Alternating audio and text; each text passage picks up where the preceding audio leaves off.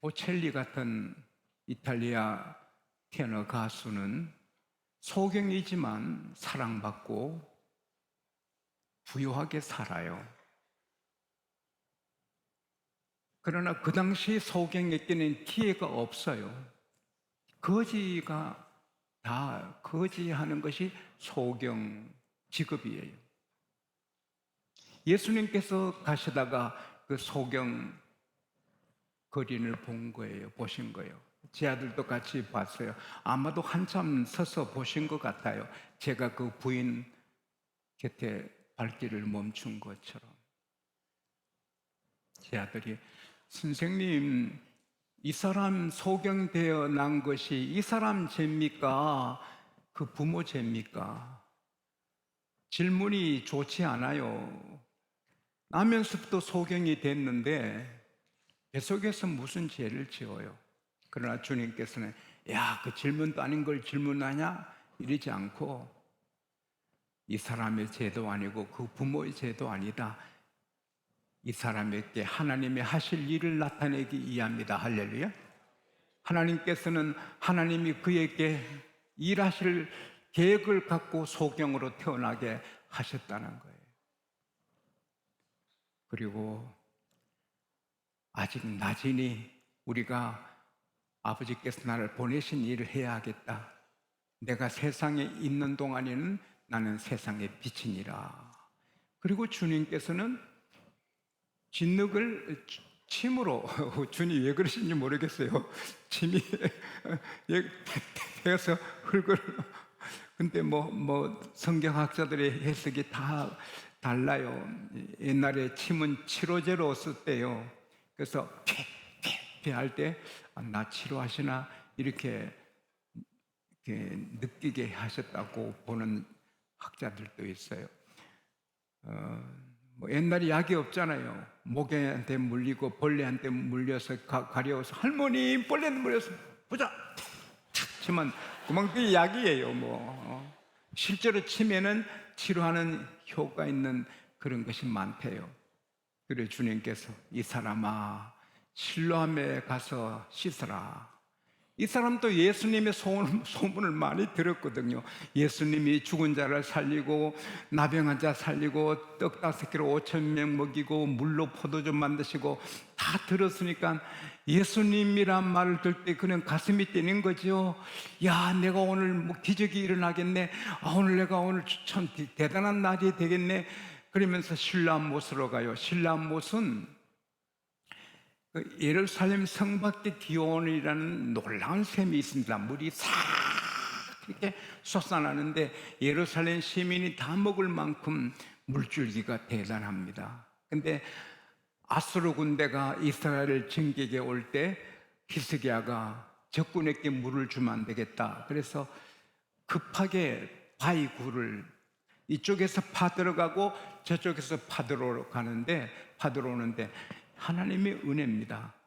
533m인데 중간에 딱 만나는데 높이도 방향도 똑같아요. 당시에 그 기술로는 기적이죠. 근데 제가 그 533m를 다 터널을 걸어가 봤어요. 연대 교수님들하고 물이 무릎 조금 위에까지 흐르는데 큰 터널이에요. 그리고 또 높아요. 근데 그 533m 그 터널에 물이 지나면 실로암못에 물이 고여요. 그 인공못이에요. 그 실로암못에 가서 씻으라.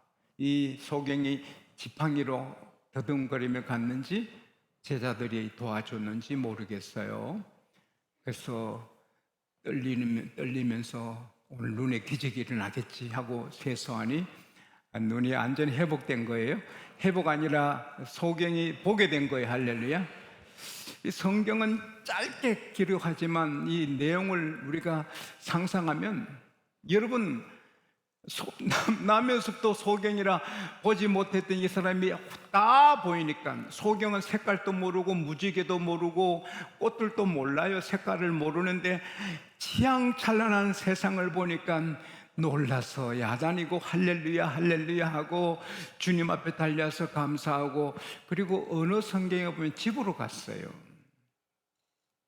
집으로 가는 길에 이게 뭐 우리 교회에서 은혜 받아도 얼굴이 천사인데 이 눈을 뜨고 새 사람 된 사람이 얼마나 좋겠어요. 춤을 추듯이 집으로 가는데 사람들 만나면 안녕하세요, 안녕하세요. 동네 사람들이, 이웃 사람들이, 아니 저 사람이 그 길에 구걸하는 소경 많이 닮았네. 아니지. 똑같은데. 닮은 사람이 있지. 그럼 물어보자. 여보시오, 여보시오, 잠깐요. 당신이 길에 앉아서 구걸하는 소경 맞아요? 맞아요, 내가 그요. 어떻게 보게 됐어요? 예수님이라고 불림받는 그분이 진흙을 내 눈에 발라서 실로아메가 씻으라 해서 씻으니 이렇게 밝아졌다고. 할렐루야. 그들이 예수님 어디 계세요? 몰라요. 내가 인사드리고 왔는데 어디 계신지 몰라요.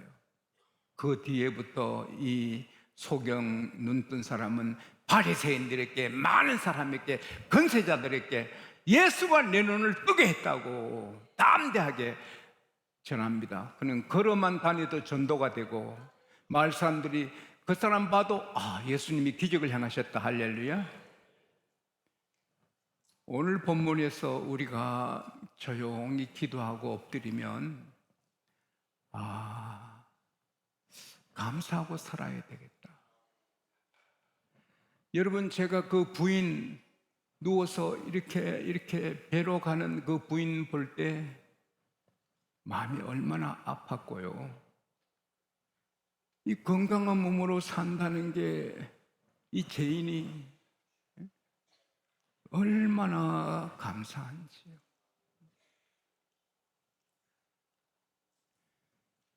근데 그 여인은 눈이 있었지만 이 소경은 눈이 없었어요. 눈이 있어도 안 보여. 근데 하나님께서는 그를, 예수님을 통하여 눈을 뜨게 하실 계획을 갖고 그를 소경으로 나게 하신 거예요. 여러분과 저에게도 주님의 계획이 계세요. 그러므로 우리는 내가 어떤 어려움이 있어도 희망을 갖고 감사하며 살아야 되는 거예요. 자식의 일이든 부모 일이든 우리 주변 일이 우리 뜻대로 안 돼도 따라합시다. 하나님의 무슨 계획이 계시겠지.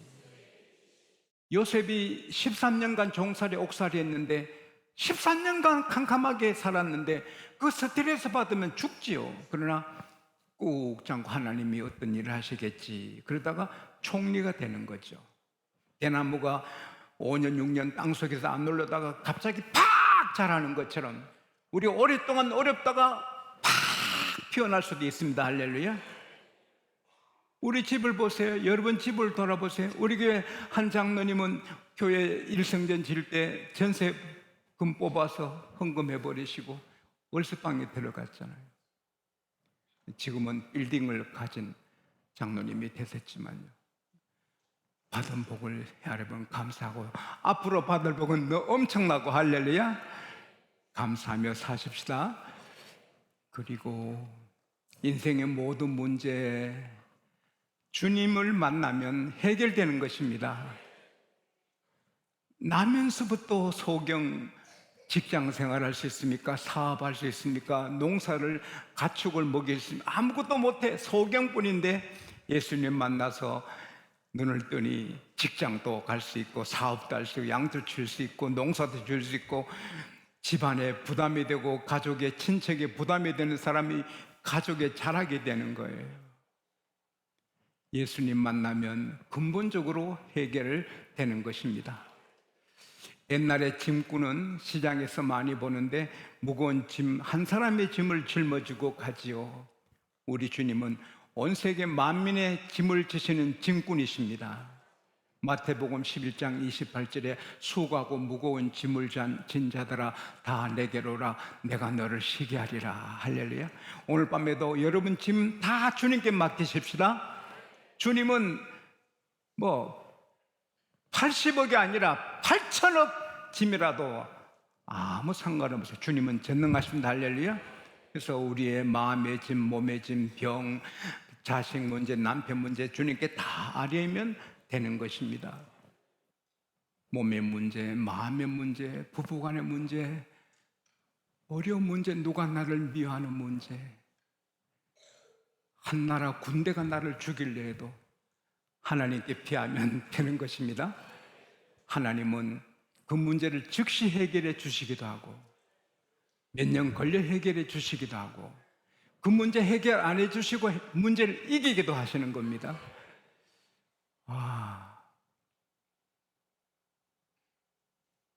1880년 보스턴의 주립 빈민보호소에 불황아들 버림받은 사람들이 거기에 불쌍하게 사는데 앤이라는 어린 소녀가 혼자 소녀로 거기 있는데 발작을 하는 거예요. 조금만 있으면 팍팍 발작하니까 가둬놓고 진정제를 투여하는데 버린 소녀인데 로라라는 간호사 은퇴하신 분이 성령에 감동받고 내가 여기서 봉사하고 싶습니다. 그리고 그 애니한테 잘하는데 아무리 잘해도 팍 거절하는 거예요. 세월이 흘러도 애니 세상에 포기할 수 있는 사람은 아무도 없다. 포기하지 마. 나 너 사랑해. 기다릴게. 그때까지도 애니가 앞을 못 보는 걸 몰랐어요. 알고 보니 소경이에요. 그리고 그 보호소에서 너무 애를 함부로 학대하고 안정제 주어서 그냥 안정시키고 하니까 애를 뽑아 나와서 퍼킨스 시각장애 학교에 입학시키고 사랑으로 돌봤어요. 그는 감동받고 정상적인 학생이 돼서 열심히 공부하는데 세월이 지나 이 간호사는 나이가 많아 세상을 떠나요. 떠나면서 마지막 말로 애니 내가 너랑 영원히 같이 있고 싶어서 잠시 자리를 비울 뿐이다. 사랑한다. 자기 엄마 같은 로라가 세상 떠나니까 충격이 커요. 그래서 강변에 가서 강 난간에 앉아서 내가 어떻게 살아야 할까? 내가 무슨 일을 해야 할까? 하나님 앞에 생각하는데 어떤 신사가 곁들더니 희망이 없는 세상에 우리같이 희망이 없는 사람은 강에 몸을 던지는 길밖에 없겠지. 아니에요, 아저씨. 나는 여기 죽으러 온 게 아니에요. 내가 어떻게 살 것인가 잠시 생각하는 거예요. 나는 눈으로 볼 수 없어도 희망을 보는 눈은 있어요. 미안하다. 내가 오해했구나. 너가 못 보는 것도 몰랐다. 선생님, 나는 희망이 있어요. 또 로라 선생님이 가르쳤어요. 살다 보면 기적도 온다. 살다 보면 내 눈도 뜨게 될지 어떻게 합니까? 그 자살하러 온 사람이 안과 의사예요. 얘야, 그게 기적이 어쩌면 가까이 왔는지 모른다. 데리고 와서 수술해서 히스테릭을 해보겠어요? 그 안과 의사님도 살고 이 아이도 살아요. 그래서 열심히 공부해서 좋은 성적으로 졸업하고 선생님이 되는데 그 누구의 선생이냐? 헬런 켈러의 선생이 되죠. 이 애니가 앤 설리반 선생님이고, 헬런 켈러는 시각이 장애죠, 청각이 장애지요, 시청각이 다 장애죠. 근데 그 로라의 사랑으로 오늘 있는 그는 사랑으로 헬런 켈러를 손에 A, B, C, D를 써서 가르치고 손에 찬물을 끼얹고 물이라는 걸 가르치고 그래서 헬런 켈러는 교육가가 되고 운동가가 되고 온 세계 만민에게 희망을 주는 그런 인물이 되잖아요. 하나님께서는 소경의 눈을 뜨게도 하시고 또 데니 그로스비 같은 사람은 소경으로 95년 살면서 8천국의 찬양을 하게 하고 전 세계 다니면서 하나님을 높이고 희망을 주고 할렐루야. 이랬든 저랬든 주님 앞에 나오면 다 해결되는 것입니다. 마지막으로 우리가 잊지 말아야 될 것은 저와 여러분에게도 하나님이 하실 일이 계시고 하고 계시고 앞으로도 우리를 통해 하실 일이 있으신 겁니다. 이 소경이 눈을 떠서 예수님이 나를 눈뜨겠다고 계속 전하게 하신 주님, 요셉을 통하여 세계에 크신 일을 하신 주님, 저를 통하여, 우리 담임 목사님 통하여, 여러분 통하여 크신 일을 하고 계십니다. 앞으로는 나를 통해 주님 무슨 일을 하실까? 주님 나를 통해 무슨 일을 하실 거예요? 그래서 하루 천당 갈 때까지 살아가는 여러분과 제가 되어야 됩니다. 10년이든 50년이든 잠깐 가거든요. 잠깐 갑니다. 잠깐이거든요. 제가 우리 교회 부임했을 때 32살이었거든. 그때 한번 생각해봐. 얼마나 파랬겠는가. 새파랬다. 지금은 30 넘었거든요. 앞으로 얼마나 하나님이 더 일하게 하실지 오니까 주님만 알아요. 그러나 잠깐. 그리고 우리는 저 높은 천국에 들어가 영원히 사는 거예요. 와, 그게 우리의 목적지예요. 근데 사실 시간이 가서 말씀을 하나 스킵했는데 넘어갔는데 성령께서 하시라는 것 같아요. 따라합시다. 육안 눈이 몸의 눈보다, 따라합시다. 영혼의 눈이 만배, 억만배 더 중하다. 우리 주님께서 마태복음 6장 19절에서 23절까지 보면은 너희를 위해, 잘 들어요, 하나님을 위해 헌금하는 게 아니에요. 너희를 위하여 너희 보물을 땅에 쌓아두지 말라. 종과 동록이 해치며 도적이 와서 도둑질하고 구멍들어 도둑질한다. 또 너희를 위하여 너희 보물을 하늘에 쌓아두라. 거기는 종과 동록이 해치 못하며 도적이 와서 구멍 뚫지도 못하고 도둑질을 못한다. 그 다음에 하신 말씀이 눈은 몸의 등불이니 눈이 성하면 온몸이 밝을 것이요 눈이 어두우면 온몸이 어둡다. 그건 영안을 말하거든요. 영안이 어두운 사람은 헌금하는 게 손해 같아요. 영안이 밝은 사람은 이 헌금이 하늘에 올라가고 내게 축복이 되고, 할렐루야. 영안이 어두우면 예수님이 안 보여요. 예수님이 부활하셔도 안 보여요. 돈 주면서 제 아들이 훔쳐갔다 해라, 제사장이 그렇게 시키잖아요. 나사로가 무덤에서 4일 만에 살아나도 예수님을 못 보고 고발하잖아요. 바리새인데 가서 가서 저 사람 살렸다고. 오늘 본문에 뒤에 가면은 이 소경이 눈을 떴을 때 사람들이 끌고 바리새인에게 가서 고발하잖아요.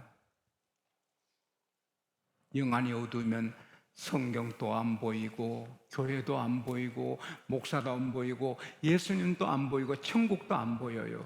그래서 다 멸망하는 거예요. 부자만 못합니까? 성공했으면 뭐 K-팝같이 그렇게 새 인기를 누린 거 고맙지만 그래서 대통령 되고 국회의원 되고 좋지만 그래서